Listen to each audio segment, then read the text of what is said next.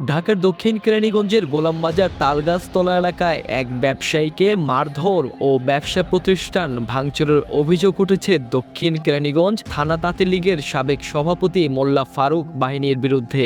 ভুক্তভোগী ব্যবসায়ী মেহেদী অভিযোগ করে বলেন, গতকাল রাত 8টায় মোল্লা ফারুকের লোক পরিচয়ে একদল সন্ত্রাসী এসে দোকানের ভাড়া চাইলে দিতে রাজি না হওয়ায় তাকে মারধর করে দোকানে ভাঙচুর ও ক্যাশ বাক্স থেকে নগদ টাকা লুটপাট করে নিয়ে যায় তারা। আসছে মোল্লা ফারুক নামে পরিচিত। আগে আমরা যতদূর জানি আওয়ামী লীগের দোসর ছিল।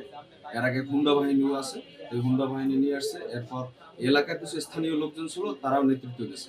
ঠিক আছে, তাদের নাম আছে যেমন সিনজি জামাল আঙ্কেল ছিল, তারপর মহারম আঙ্কেল ছিল, এরাও ছিল। এরা আমার সাথে খারাপ ব্যবহার করে নাই, কিন্তু মোল্লা ফারুকের লোকজন দিয়ে আমার প্রায় এই আক্রমণ চালাইছে। তো তারা আসছে ভাড়া চাইতে, ভাড়া চান। আমি বলছি আপনাদের তো ভাড়া বলে নাই, এই কথা বলো না। তারা আমার উপরে আক্রমণ চালাইছে, আমার উপরে আঘাত করছে, আমার দোকান ভাঙছে। তারপর আমার দোকানে টাকা ছিল, আমার বিকাশের ব্যবসা, যেহেতু 3 থেকে 3.5 লাখ টাকা আমার বিকাশে থাকে, সেই টাকাগুলো তার লোকজন ভিতরে ঢুকে নিয়ে গেছে।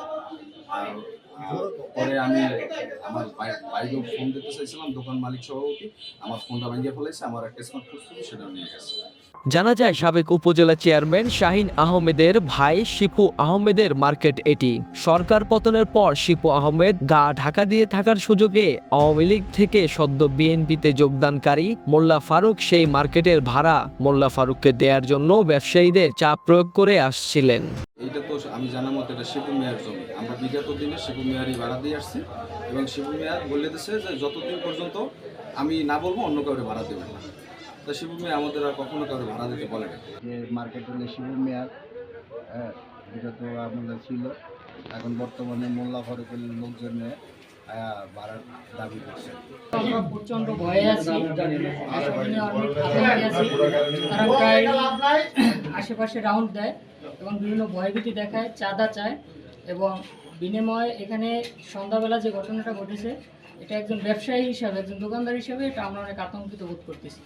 ঘটনার সত্যতা নিশ্চিত করেন গোলামবাজার রোড দোকান মালিক সমিতির সাধারণ সম্পাদক DM কামাল।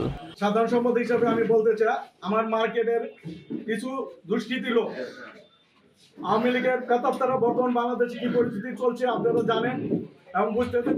দেশটাকে ঘোলাটে করার জন্য এবং আমার মার্কেটে এসে বিভিন্ন ধরনের চাঁদা এবং টাকা দাবি করে বিভিন্ন লোকজনদের কাছ থেকে আমার কাছে আমার দোকানদাররা বলার কারণে, এবং আমার একটা দোকানদার মেহেদী তার উপর অতর্কিত হামলা করে, এবং এই হামলার কারণে আমার দোকানদাররা ভয়ভীতিতে আছে।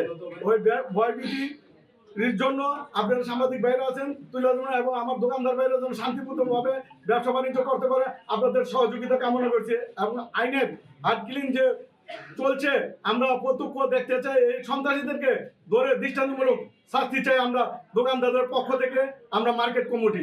অভিযোগের বিষয়ে মোল্লা ফারুক জানান, তিনি ও তার পার্টনার শাহিন আহমেদের ভাই শিপু আহমেদ এই মার্কেটের যৌথ মালিক।